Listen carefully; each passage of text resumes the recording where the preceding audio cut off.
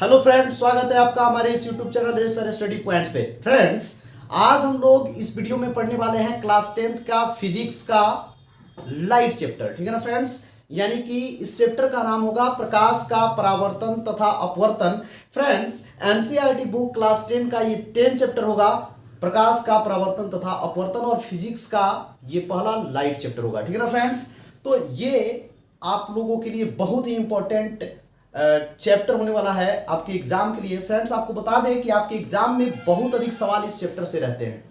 तो सबसे पहले फ्रेंड्स हम लोग जान लेते हैं ये प्रकाश का परावर्तन तथा अपवर्तन जो चैप्टर है, यानी कि इसमें पहले हम लोग पढ़ेंगे प्रकाश के परावर्तन के बारे में और फिर बाद में पढ़ेंगे हम लोग अपवर्तन के बारे में। ठीक है ना फ्रेंड्स, तो पहले हम लोग इस चैप्टर का मीनिंग समझ लेते हैं कि ये जो चैप्टर दिया हुआ है प्रकाश का परावर्तन तथा अपवर्तन, आखिर ये परावर्तन क्या होता है और अपवर्तन क्या होता है, इसके बारे में जान लेते हैं। ठीक है ना फ्रेंड्स, उसके बाद हम लोग पहले प्रकाश के बारे में जानेंगे। तो सबसे पहले आपको चीज बता दें कि आपके दैनिक जीवन में प्रकाश का परावर्तन कैसे दिखता है, क्या इसका यूज होता है। तो फ्रेंड्स, आपको बता दें कि आपके आसपास जितनी भी चीजें दिखाई देती है या आप जिस भी चीज को देख पाते हैं वो सारे आप प्रकाश के परावर्तन की वजह से ही देख पाते हैं, प्रकाश की वजह से ही देख पाते हैं। है ना फ्रेंड्स, ये बहुत ही अजीब सवाल, अजीब बात ये सोचने वाली कि अगर प्रकाश का परावर्तन नहीं हो तो शायद आप किसी भी वस्तु को नहीं देख पाइएगा। जैसे एग्जाम्पल के तौर पर आप अपने आसपास किसी चीज को अगर आप देख पा रहे हैं तो इसलिए देख पा रहे हैं कि लाइट जो है उस वस्तु पे आके पड़ रही है, पड़ने के बाद टकरा रही है, और टकराने के बाद जब आपकी आंखों पर पड़ रही है तभी आप उस वस्तु को देख पा रहे हैं, अन्यथा आप उस वस्तु को नहीं देख पाइएगा। ठीक है ना फ्रेंड्स, यानी कहने का मतलब ये है कि आप किसी भी चीज को कब देख पाइएगा, जब लाइट कहीं से आएगा, उस वस्तु से टकराएगा और टकराने के बाद जब आपके आंखों पर वो वापस लौट के जाएगा तभी आप उस वस्तु को देख पाइएगा, अन्यथा आप उस वस्तु को नहीं देख पाइएगा। तो इस तरह से प्रकाश का परावर्तन जो है आपके दैनिक जीवन में बहुत ही महत्वपूर्ण रोल अदा करता है। कुछ और भी आपको एग्जांपल्स बताते हैं जिसके माध्यम से आपको क्लियर हो जाएगा कि प्रकाश का परावर्तन आपके लिए क्यों आवश्यक होता है। तो फ्रेंड्स, आपको बता दें कि जैसे देखिए आपको कोई बोलता है कि जाइए थोड़ा सा उस रूम से आप कुछ लेके आइए। अब आप जाते हैं और उसको एकदम पूरा आपके नज़र के सामने ही रहता है, बट आप उसे देख नहीं पाते हैं। आप जाते हैं, ढूंढ ढूंढ के चले आते हैं और आके क्या कहते हैं कि नहीं, वो नहीं मिला। लेकिन दूसरा कोई वहां पे आता है और एक तो बीमार गिरे, है ये ना, है नहीं दिख रहा है तुमको, यहीं पे है, सामने है, दिख ही नहीं रहा तुमको। तो ये क्या हो जाता है फ्रेंड्स, वो सामान कोई दूसरा आके वहां पे भूत उतला के रख देता है क्या? ऐसा कुछ नहीं होता है फ्रेंड्स। बस कारण ये था कि लाइट जो है उस वस्तु पे पड़ा नहीं, और वो पड़ के आपके आंखों तक, लाइट तो पड़ा होगा बट उसका रिफ्लेक्शन जो हुआ, यानी कहने का मतलब वो परावर्तित जब हुआ तो वो आपके आंखों तक नहीं पड़ा। जब आपके आंखों पर उसका परावर्तन यानी कि रिफ्लेक्शन लाइट जो है आपके आंखों पर आके जब पड़ जाता तो आपको वो वस्तु दिखाई दे देती, अन्यथा दिखाई नहीं देगी। तो यही होता है आपका प्रकाश का परावर्तन। ठीक है ना फ्रेंड्स, और प्रकाश के परावर्तन का मीनिंग भी आप लोग धीरे धीरे समझ गए होंगे, हालांकि मैं डेफिनेशन वो बाद में दूंगा, लेकिन प्रकाश के परावर्तन का जो डेफिनेशन है वो थोड़ा बहुत आप लोग समझ चुके होंगे। ठीक है ना फ्रेंड्स, तो चलिए हम लोग पहले स्टार्ट करते हैं प्रकाश के बारे में। सवाल ये उठता है फ्रेंड्स कि प्रकाश क्या है। तो आपको बता दें फ्रेंड्स कि प्रकाश एक ऊर्जा है, या ऐसे भी बोल सकते हैं कि प्रकाश एक भौतिक कारक भी है जिसकी उपस्थिति में हम किसी वस्तु को देख पाते हैं। ठीक है ना फ्रेंड्स, आप जरूर इसको ध्यान में रखिएगा। प्रकाश क्या है?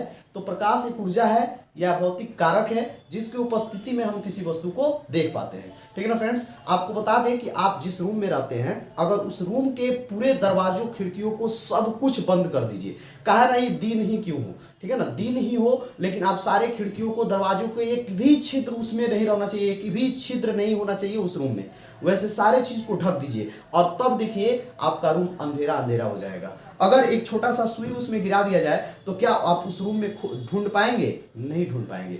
यानी कहने का मतलब ये है फ्रेंड्स कि जब तक वहां लाइट नहीं जाएगा तब तक जो है आपको वहां से कुछ दिखाई नहीं देने वाला है। आप ये भी सोचिए कि दिन के समय में आप अपने रूम के यानी कि अपने घर के खिड़कियों से बाहर की चीजों को जो दिन के समय में देख पाते हैं, क्या रात के समय में आप देख पाएंगे? नहीं देख पाते हैं। क्यों फ्रेंड्स? क्योंकि बाहर जो है लाइट नहीं होता है, और लाइट नहीं होने के कारण जो है वहां पे कुछ दिखाई नहीं पड़ता है। तो इस तरह से फ्रेंड्स प्रकाश जो है देखने का एक स्रोत है। ऐसे बोल सकते हैं कि प्रकाश एक ऊर्जा है जिसकी उपस्थिति में हम किसी वस्तु को देख सकते हैं। ठीक है ना फ्रेंड्स। अब थोड़ी सी प्रकाश की कुछ प्रॉपर्टी को भी हम बता दें। फ्रेंड्स आपको बता दें कि प्रकाश जो है हमेशा सीधी रेखा में गमन करती है। कैसी रेखा में गमन करती है फ्रेंड्स? सीधी रेखा में। और एक चीज और बता दें फ्रेंड्स आपको कि प्रकाश जो है छोटे छोटे कणों से मिलकर बना होता है जिसे हम फोटोन कहते हैं। क्या कहते हैं फ्रेंड्स? फोटोन। ये भी चीज ध्यान रखिएगा।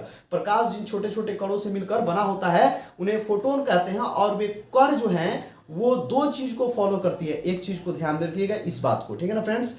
आपको बता दें ये भी फ्रेंड्स कि प्रकाश जो है एक विद्युत चुंबकीय तरंग का उदाहरण है। ये भी आपको ध्यान रखना है फ्रेंड्स। आपको इसमें क्या क्या ध्यान रखना है, ये चीज ध्यान रखिए। प्रकाश एक ऊर्जा है या भौतिक कारक है जिसकी उपस्थिति में हम किसी वस्तु को देख पाते हैं। प्रकाश सीधी रेखा में गमन करता है और प्रकाश जो है छोटे छोटे कणों से मिलकर बना होता है जिसे फोटोन कहते हैं। और फिर आप ध्यान रखिएगा प्रकाश जो है एक विद्युत चुंबकीय तरंग है। ठीक है ना फ्रेंड्स। और आपको यह भी बता दें फ्रेंड्स कि प्रकाश का वेग जो होता है हवा में या निर्वात में कह सकते हैं, वैक्यूम में यानी कि निर्वात में, वो 3 × 10⁸ मीटर प्रति सेकेंड होता है। ठीक है ना फ्रेंड्स। यानी 3 लाख किलोमीटर प्रति घंटा होता है।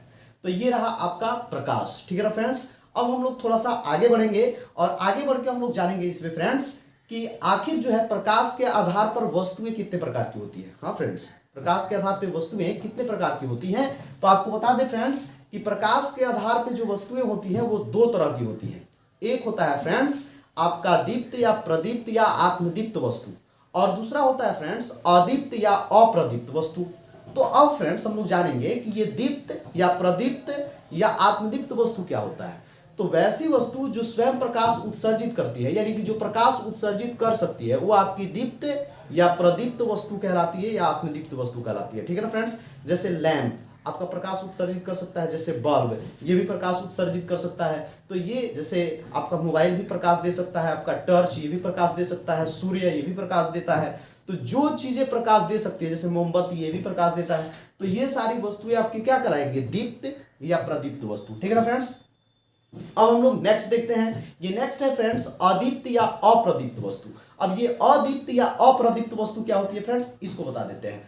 अदीप्त या अप्रदीप्त वस्तु ऐसी वस्तु होती है जो प्रकाश उत्सर्जित नहीं कर सकती है। ठीक है ना फ्रेंड्स। प्रकाश उत्सर्जित नहीं करती हैं वो आपकी अदीप्त या अप्रदीप्त वस्तु कहलाती है। जैसे फॉर एग्जांपल्स आपके पास कुर्सी, बेंच, टेबल, डेस्क, किताब, कॉपी ये सब आपके प्रकाश नहीं देते हैं। ठीक है ना फ्रेंड्स। तो ये आपके अदीप्त या अप्रदीप्त वस्तु कहलाएंगे।